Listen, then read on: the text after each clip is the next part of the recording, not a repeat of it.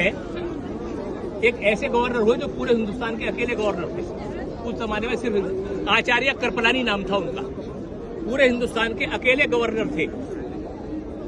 ان کا تعلق ایک مولانا سے تھا, اس وقت کے بہت بڑے جدید عالم اور بڑے بزرگ سے تھا تعلق. آپس میں تعلقات بے حجابی, بڑی دوستی والی بات تھی, آتے جاتے تھے. وہ بھی بہت قابل آدمی تھا, پڑھا لکھا تھا, یہ تو علم کے دریا تھے. تو ایک دن آچاریہ کرپلانی نے ان سے یوں کہا کہ حضرت یہ بتائیے, میں اللہ کو ایک مانتا ہوں, میں اللہ کو ایک مانتا ہوں اور اللہ کے رسول کو بھی اللہ کا رسول ہی مانتا ہوں, پھر میں مسلمان کیوں نہیں ہوں؟ سن رہے میری بات جی؟ پوچھا پھر میں مسلمان کیوں نہیں ہوں؟ کوئی عام آدمی ہوتا تو حضرت فوراً جواب دے دیتے, لیکن حضرت کا تعلق ایک اور عالم سے تھا. کہا ان سے مشورہ کر کے, پہلے کہ حضرت مجھے ٹائم دیجیے, اس کا جواب میں کل دوں گا. وہ ان کی خدمت میں گئے, دروازہ کھٹکھٹایا تو وہ جو عالم اندر تھے انہوں نے دل میں خواہش دعا کی, اللہ یہ حضرت جو میرے پاس آئے ہیں, جو بات لے کر کے آئے ہیں, اللہ اس کی بات کا جواب میرے دل میں وہ ڈال دے جو بالکل حق ہو. غور سے سنا, بڑے غور کرنے کی بات ہے اور عمل کرنے کی بات ہے آئندہ کے لیے. وہ گئے حضرت, انہوں نے کہا کہ حضرت سلام دعا ہوئی, سلام دعا ہونے کے بعد میں انہوں نے کہا کہ حضرت ایسے ایسے مسئلہ ہے, ایسے ایسے. اس سے آچاریہ کرپلانی نے یہ سوال کیا ہے تو حضرت کے دل میں آیا. حضرت نے کہا کہ ان سے کہنا کہ کو اور کی کا فرق ہے, کو اور کی کا فرق ہے, کو اور کی کا. انہوں نے کہا حضرت کو اور کی کا فرق میں نے سن لیا, لیکن وضاحت بھی کر دیں اس کی کہ کو اور کی کا وضاحت کیا ہے. انہوں نے کہا کہ آپ اللہ کو ایک تو مانتے ہیں لیکن اللہ کی نہیں مانتے. اللہ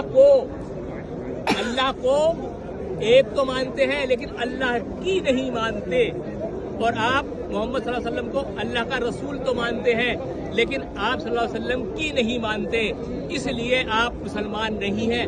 اب آپ اور میں اپنے بارے میں غور کر لیں. یہاں اکثر ایسا دیکھا گیا ہے کہ لوگ اپنے امیروں کی, اپنے رہبروں کی بات پر عمل نہیں کرتے. اس پہاڑ پر جانے کا کوئی ثابت نہیں ہے. آپ صلی اللہ علیہ وسلم نے کبھی اس پہاڑ پر نہیں گئے. آپ صلی اللہ علیہ وسلم 1.25 لاکھ انبیاء کے ساتھ یہاں موجود تھے, اس پہاڑ کے دامن میں, یعنی اس پہاڑ کے نیچے موجود تھے.